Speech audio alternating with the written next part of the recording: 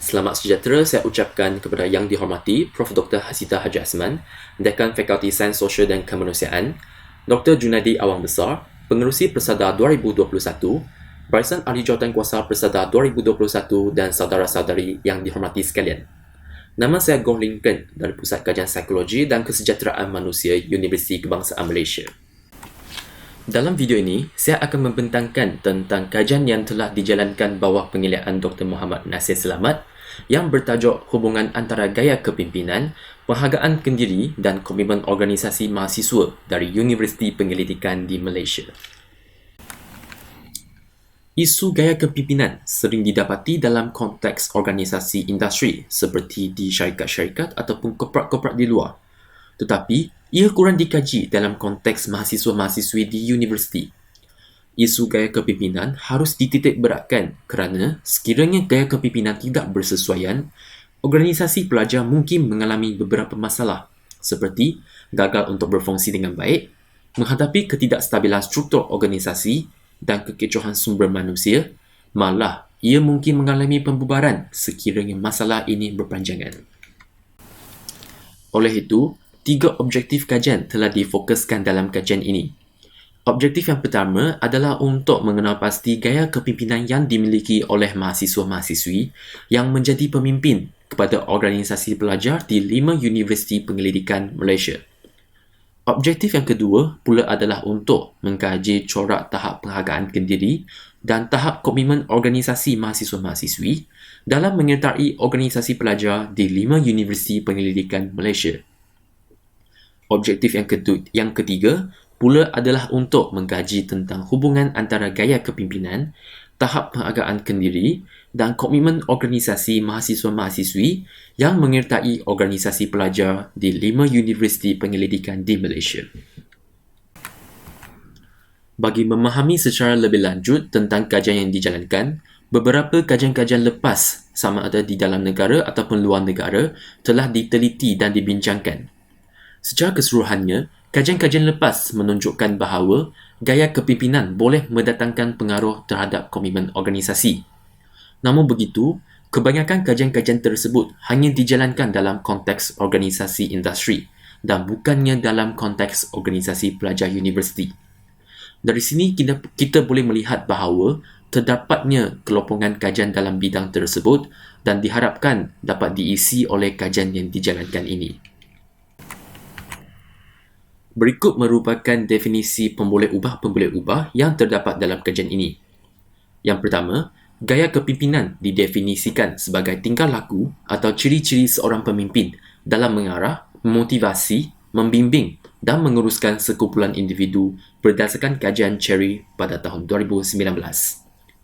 Manakala, Carl Rogers pula mendefinisikan penghargaan kendiri sebagai tahap individu menyukai, menerima dan bersetuju dengan diri sendiri, serta sejauh mana individu menganggap diri sendiri sebagai seorang yang bernilai. Komitmen organisasi pula didefinisikan sebagai satu aspek perasaan pengikut yang mendatangkan keinginan, keperluan dan tanggungjawab terhadap organisasi. Seterusnya, saya akan menerangkan tentang metodologi kajian yang digunakan dalam kajian ini. Kajian ini adalah berbentuk kuantitatif yang menggunakan kaedah tinjauan soal selidik. Kaedah persampilan bertujuan telah diaplikasikan di mana kajian ini hanya memfokuskan mahasiswa-mahasiswi yang menyertai organisasi pelajar dari 5 Universiti Penyelidikan Malaysia iaitu UM, UKM, USM, UPM dan UTM. 5 Universiti Penyelidikan tersebut dipilih sebagai lokasi kajian kerana telah melahirkan ramai tokoh-tokoh pemimpin yang terkenal, antaranya termasuklah bekas Perdana Menteri Malaysia Tun Dr. Mahathir, Ketua Pengarah Kesihatan Malaysia sekarang, Tan Sri Dr. Noor Hisham Abdullah dan sebagainya. 3 instrumen kajian telah digunakan dalam kajian ini untuk mengukur pemboleh ubah yang terdapat dalam kajian ini. Antaranya termasuklah Multi-Factor Leadership Questionnaire ataupun MLQ sebagai alat pengukuran bagi gaya kepimpinan. MLQ mengandungi sebanyak 36 item dengan menggunakan skala Likert 5 poin dari 0 hingga 4. Manakala, skala penghargaan kendiri Rosenberg telah digunakan untuk mengukur tahap penghargaan kendiri responden. RSES ini mengandungi sebanyak 10 item dengan skala Likert 4 poin dari 1 hingga ke 4. Skala komitmen organisasi ataupun OCQ telah digunakan untuk mengukur tahap komitmen organisasi responden. Alat pengukuran ini mengandungi sebanyak 15 item yang menggunakan skala Likert 5 poin dari 1 hingga ke 5. Selepas analisis data dijalankan, jadual tersebut telah dibina untuk menunjukkan taburan demografi responden dalam kajian ini. Secara keseluruhannya, seramai 107 orang responden telah terlibat dalam kajian ini. Analisis data diteruskan untuk mengkaji tentang gaya kepimpinan, tahap penghargaan kendiri dan komitmen organisasi responden. Berdasarkan dapatan kajian, skor min bagi gaya kepimpinan transformational iaitu sebanyak 2.93 adalah skor min yang tertinggi antara tiga jenis gaya kepimpinan yang dikaji dalam kajian ini. Dapatan ini menunjukkan bahawa gaya kepimpinan transformational adalah gaya kepimpinan yang paling kerap diaplikasikan dalam organisasi-organisasi yang disertai oleh para responden dalam kajian ini. Dapatan kajian juga menunjukkan bahawa tahap penghargaan kendiri responden adalah berada pada satu tahap yang baik ataupun tinggi dengan skor min sebanyak 2.89.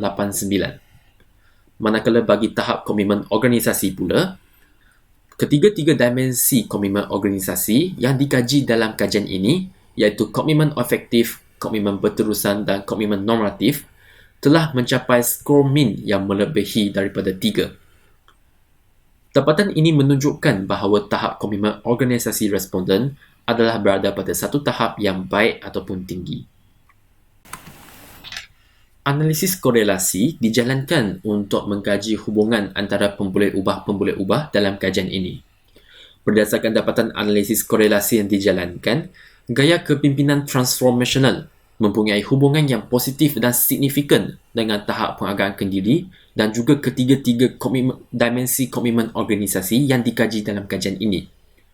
Dapatan ini adalah selari dengan kajian Kappa dan pengkaji lain pada tahun 2020 yang mendapati bahawa pengaruh gaya kepimpinan transformational terhadap komitmen organisasi adalah signifikan, manakala pengaruh gaya kepimpinan transactional tidak signifikan terhadap tahap komitmen organisasi. Di samping itu, gaya kepimpinan laissez-faire pula akan menyebabkan penurunan tahap komitmen organisasi dengan menunjukkan hubungan yang negatif dan signifikan terhadap ketiga-tiga dimensi komitmen organisasi dalam kajian ini. Dapatan ini adalah selari dengan kajian Sadaruddin Dajero dan pengkaji lain pada tahun 2021 yang mendapati bahawa gaya kepimpinan laissez-faire tidak digalakkan untuk diaplikasikan dalam sesebuah organisasi. Manakala, ia tidak selari dengan kajian yang dijalankan oleh Muhammad Jamil Khan dan Kashif Salim pada 2021 yang melihat gaya kepimpinan laissez-faire boleh membantu menjadikan pekerja lebih kreatif dan inovatif.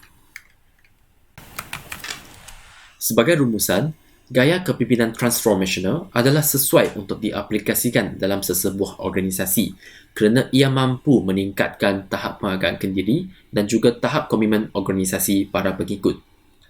Pihak organisasi perlu bijak untuk mengendalikan pengikut dengan gaya kepimpinan yang sesuai agar proses kerja, komitmen para pengikut dan kesejahteraan semua ahli organisasi dapat dipelihara, seterusnya membantu untuk meningkatkan produktiviti dan juga kualiti kerja. Di sini, saya juga ingin mengemukakan beberapa cadangan penambahbaikan bagi kajian-kajian pada masa akan datang. Yang pertama, mencapai bilangan responden yang lebih ramai bagi meningkatkan kebolehan dapatan kajian untuk digeneralisasikan. Yang kedua, meluaskan lokasi kajian untuk mengelakkan kewujudan unsur-unsur bias. Yang ketiga, menjalankan analisis lanjut untuk meneliti faktor-faktor yang berkaitan secara lebih mendalam. Itu saja daripada saya. Sekian, terima kasih.